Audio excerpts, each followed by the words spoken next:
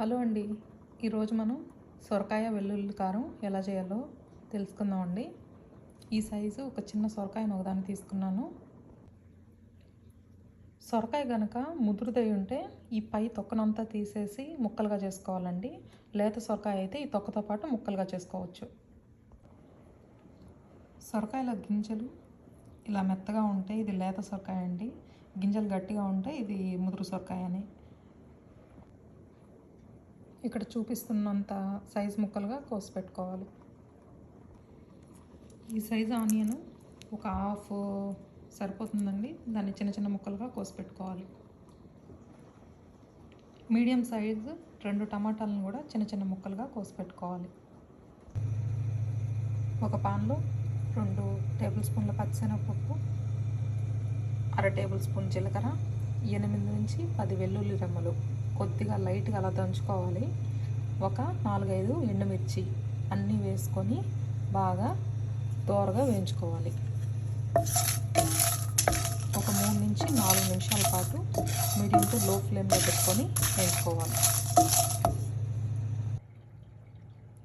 తర్వాత వీటన్నిటిని ఒక మిక్సీ జార్లోకి ట్రాన్స్ఫర్ చేసుకొని కోర్స్గా బ్లెండ్ చేసుకోవాలి. మరి ఎక్కువ గ్రైండ్ చేయకూడదు. ఇంత మాత్రం గ్రైండ్ చేసుకున్న తర్వాత ఇందులో కొద్దిగా ఆనియన్ ముక్కల్ని వేయాలి. కొద్దిగా ఆనియన్స్ వేసిన తర్వాత ఇంకొకసారి మళ్ళీ బ్లెండ్ చేసుకోవాలి. ఇలా కచ్చపచ్చగా గ్రైండ్ అయితే సరిపోతుంది. తర్వాత పాన్లో 2 టేబుల్ స్పూన్స్ ఆయిల్ వేసుకోవాలి. ఆయిల్ వేడెక్కాక ఇందులో పోపు దినుసులు, జీలకర్ర, ఆవాలు, ఎండుమిర్చి, తెల్లగడ్డ, కొద్దిగా పచ్చి శనగపప్పు వేసుకోవాలి. తర్వాత కరివేపాకు వేసుకోవాలండి. చిటికలాడి మొత్తం స్టవ్ అంతా స్ప్రెడ్ అవుతుందండి. అందుకని కరివేపాకు వేసాక ఒక హాఫ్ మినిట్ పాటు లిడ్ కవర్ చేస్తే సరిపోతుంది. పోపు వేగిన తర్వాత మనం కట్ చేసి పెట్టుకున్న ఆనియన్స్ వేసి కలబెట్టుకోవాలి.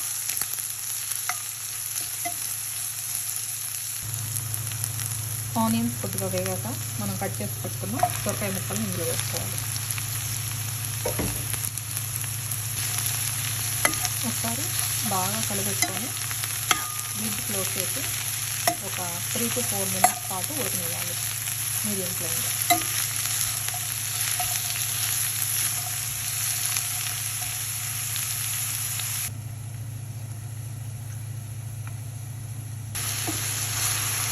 నాలుగు నిమిషాల తర్వాత ఒకసారి కలిపేసుకొని కట్ చేసి పెట్టుకున్న టమాటా ముక్కలు వేసేసుకోవాలి. వేసి మరొకసారి కలిపేసి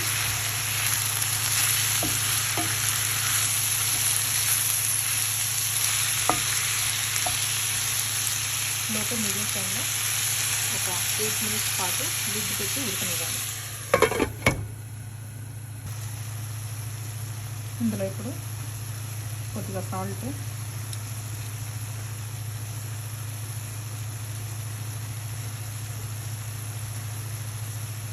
చిటికెడు పసుపు,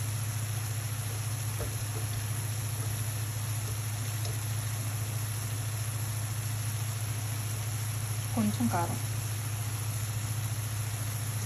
వేసుకొని బాగా కలుపుకొని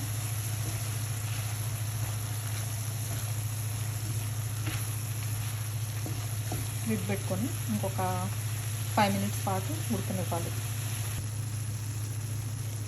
ఇప్పుడు ఇందులో ఒక స్పూన్ ధనియాల పొడి,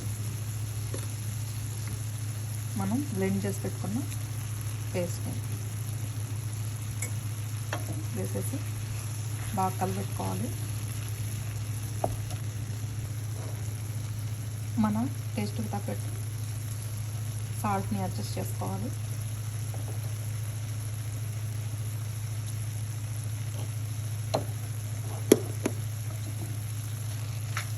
బాగా కలబెట్టేసుకొని ఇంకొక 5 మినిట్స్ పాటు ఉడికించుకోవాలి. దీని మీద కొత్తిమీరని లైట్గా స్ప్రింకిల్ చేసుకొని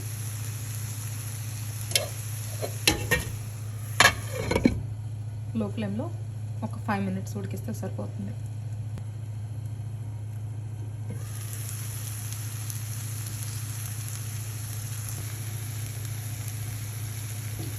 అంతేనండి, సొరకాయ వెల్లుల్లి కారం రెడీ. మీకు ఈ రెసిపీ నచ్చుతుంది అనుకుంటున్నాను. Thank you so much for watching.